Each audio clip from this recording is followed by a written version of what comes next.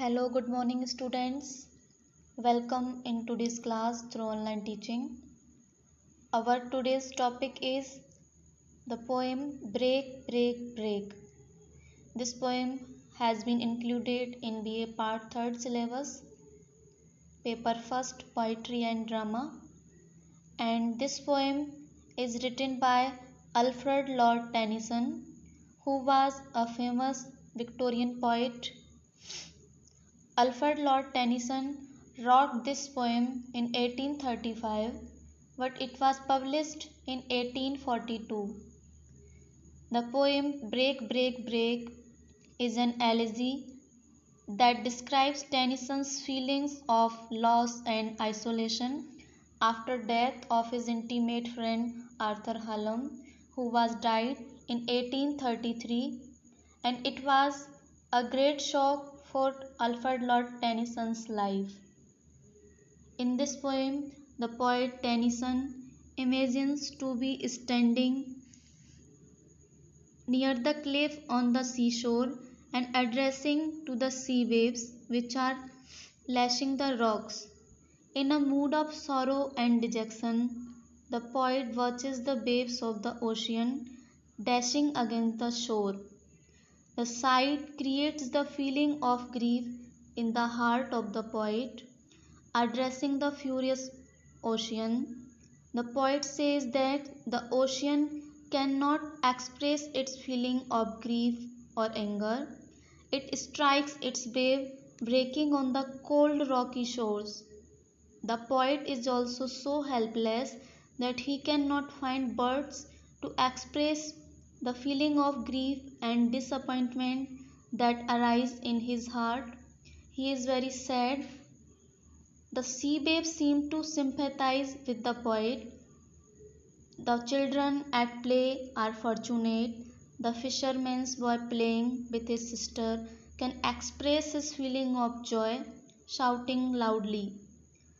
The young sailor boy can also joyfully sing in the harbor and express youthful feelings freely. The majestic ships return from their long voyages and find shelter under the rocky projection of the harbor.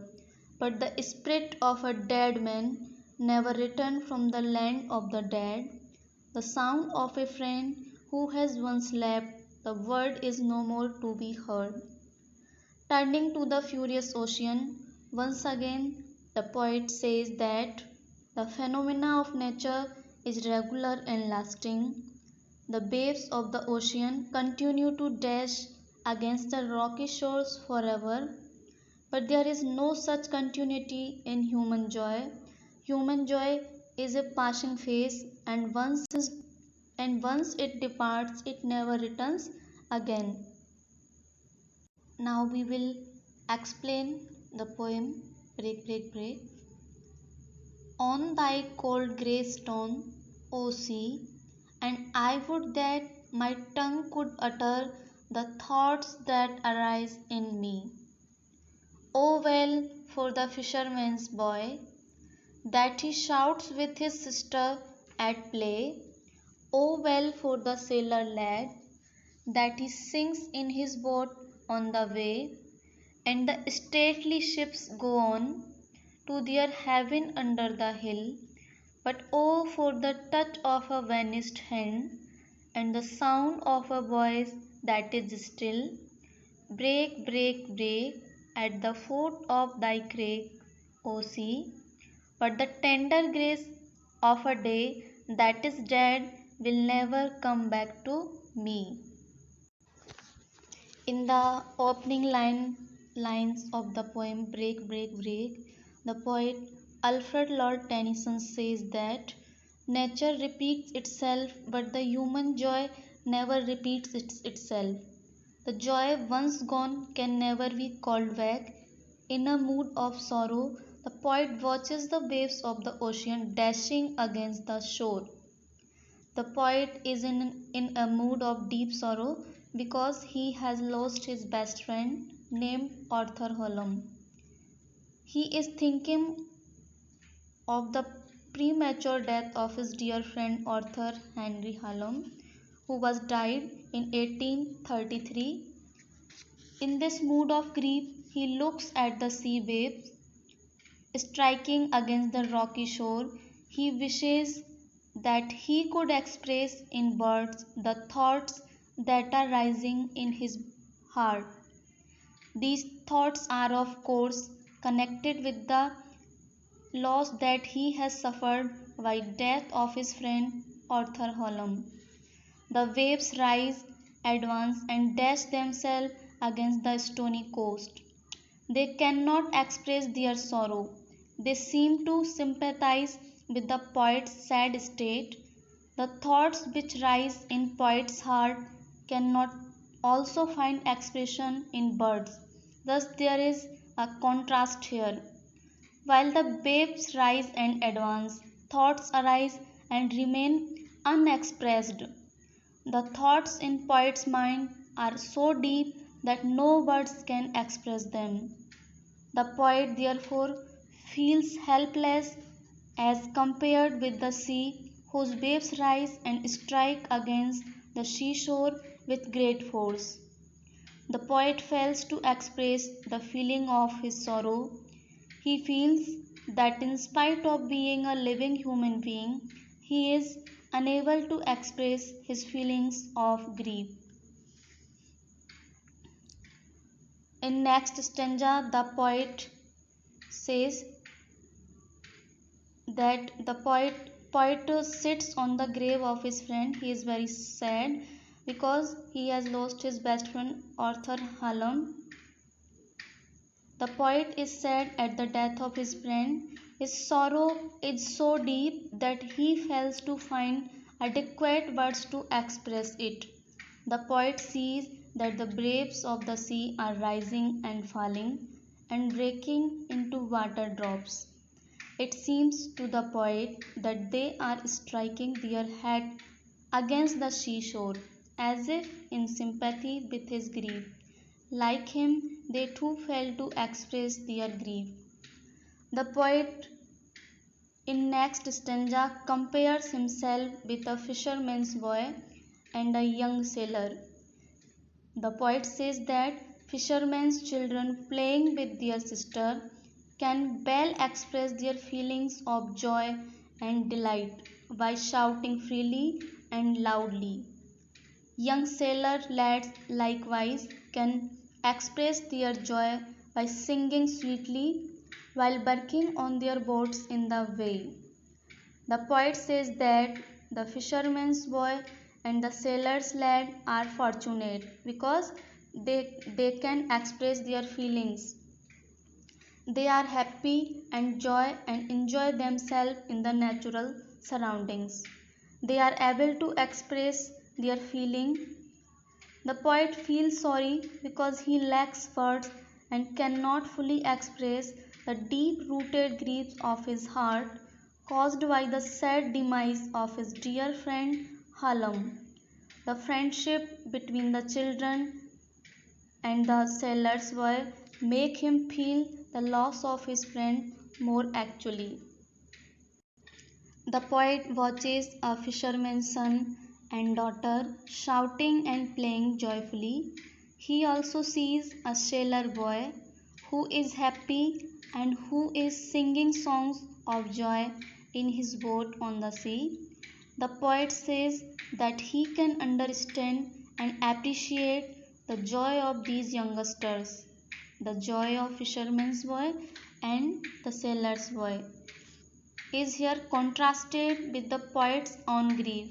Thus, the poet's own grief is here emphasized by contrast. The carefree life of the young fisherman's boy and the happiness of the sailor lad serve as a point of contrast. Three different kinds of images are presented of activity. First activity, first image, first image is of activity, of joy and of peace. The last one is projected through the stately ships moving towards a resting place. To these are contrasted the poet's own inability to express his thoughts, his longing for the past, and for his sorrow for the departed. The poet observes majestic ships returning from their long voyages and is reminded of his dead friend Hallam, who is to return no more.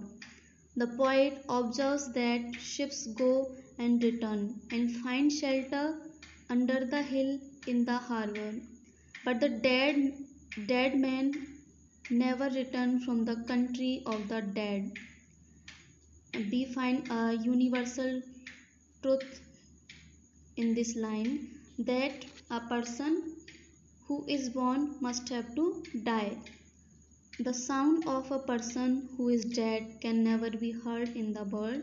The poet becomes sad and expresses deep longing of his heart to enjoy the company of his departed friend and listen to his words once more. He longs to hear him and enjoy his company. He wants to touch him, he wants to listen him, and he wants his company to live. The babes of the sea, like the poet himself, remain helpless in conveying their grief. The poet observes that human life goes on as usual. The stately ship come into the harbour and go out of it as usual, and the fortunate children are shouting joyfully at their game. However, neither the sympathy of nature nor the throb and jest of life around him can serve to lessen his grief. His sorrow is too deep for words. In next line, the poet again observes the sea waves advancing and striking against the rocky coast. His mind then turns to his dead friend, whom he would never see again. He thinks of the tender beauty of those days when his friend was alive, and he missed that moment. The poet draws a contrast between human life and human institutions with nature and her phenomena. Human life is not permanent and nature is lasting. Nature repeats itself, but human joy, once departed, never returns. The poet observes that the waves of the ocean have been striking against the rocky shores since time immemorial and will continue to do so till infinity. As against this lasting natural phenomenon, the duration of human joy is very short. The poet remembers the happy days of his friend's company and becomes sad that those blessed moments will never return. The poet will never enjoy the tender beauty again. In concluding line, we find a contrast here between the wild sea waves beating against the rocks and the tender beauty of the days of the poet's friendship with Arthur Henry Hallam. The poet's friend is dead, he is no more, and he will never again hear his voice nor touch his hand. The pleasure which he enjoyed in his company will never be he cannot find it again.